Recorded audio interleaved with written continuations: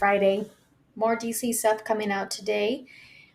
This time regarding Ezra Miller meeting with Warner Brothers.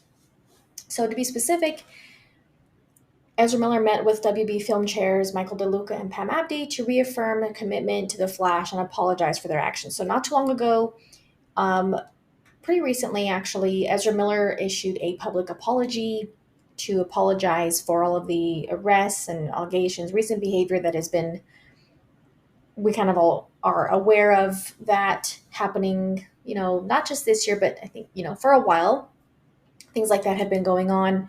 He came out and issued an apology to apologize for his actions and share that he is going to, receive help to try to get to a healthier place in his life. And so now he is meeting actually with Warner Brothers, and the Hollywood Reporter article said that it was the first time he had met with the new film chairs, Michael DeLuca and Pam Abdi.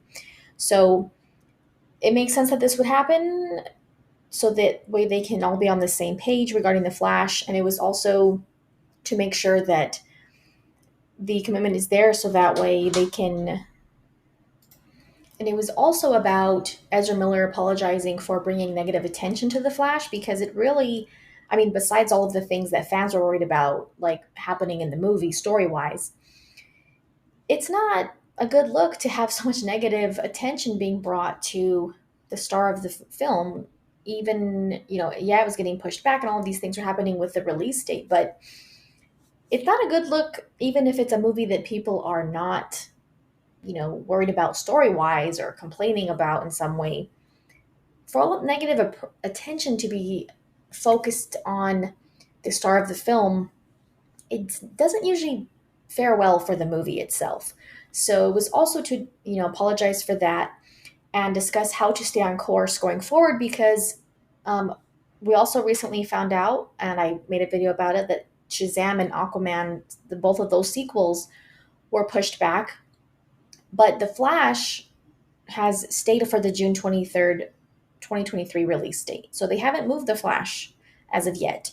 So it seems like, they need to have these kinds of meetings, get on the same page, make sure that Ezra Miller is indeed getting help to, kind of address the issues that have been going on and avoid any more of this type of negative attention to the movie, especially because the another report that had come out said that there were a couple of options that Warner Brothers was considering for the Flash movie, and one of the options was considering canceling the movie, which I've said this many times before. I see that is a very, very unlikely choice, but I'm sure that they had to at least acknowledge that it could come to that if things continue to head in a downward, spiral with Ezra Miller. So I'm sure that they at least had to bring it to his attention in some way.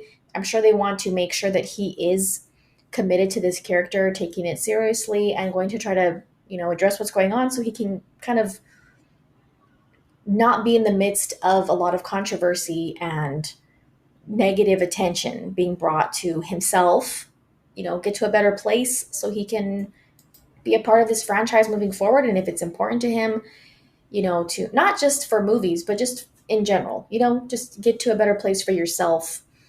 And if they are going to continue to invest in him for this character and for this universe, they need to know that he is going to take it seriously and try to turn things around. And interestingly, the article also mentioned that The Flash has received the highest test scores for a DC film since the Dark Knight trilogy. So, Warner Brothers, it seems like they still feel very confident that this film is going to do well just based on the film itself. And it's pretty likely now that they are changing the third act of the movie. I don't know when the most recent test screenings were, but in the midst of all of the news and all of the things that have been coming out recently, there were some articles reporting that they were still doing test screenings for The Flash, that they were coming back. They were happy with the test scores that they were receiving for the movie, and that they were still staying on track for the film to come out next June. So it's good to hear that audiences are enjoying the movie.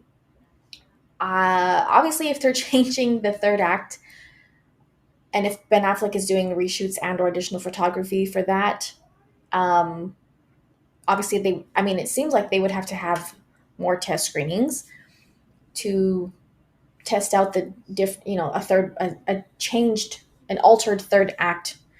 I don't see how. I'm pretty sure they have to now because Aquaman has been moved to come out after the Flash, and the reason that that's significant is because Ben Affleck is now going to be in Aquaman 2 instead of Michael Keaton, and the end of the Flash movie is what affects, where that's affects the bat who's going to be Batman in this universe.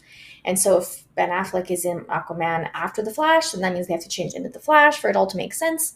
Continuity has to all make sense all together. So hopefully this means positive things for the Flash moving forward. I think this is probably the most optimistic that I have personally felt about the Flash movie. I think these recent changes are hopefully making a lot of fans feel more optimistic to look forward to this movie. And if you're a Batfleck fan, and also what it means for Henry Cavill as Superman, the Flash movie was it just affecting everything moving forward in the DCEU, which is why it's such an important. It's why they have to really make sure that they make the right changes to the movie. And it seems like they are doing that. It seems like they're taking all of those things into consideration. And that's why they're willing to push all these movies back to make sure that they are where they want them to be. Yesterday, there was another report also that Dan Lin will very likely be taking over as DC chief or DC president. He'll be taking Walter Hamada's place. And I shared some details on that from my video from yesterday. You can check that out to get up to speed if you are interested in that.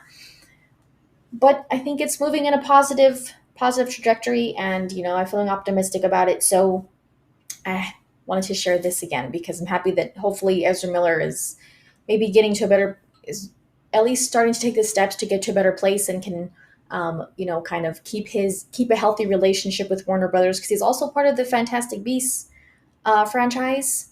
So hopefully they can come to a good understanding and be able to be supportive of each other. So thank you guys for watching. Check out the links in the description and watch any videos you might have missed recently. Don't forget to like, share, subscribe, comment, all that good stuff.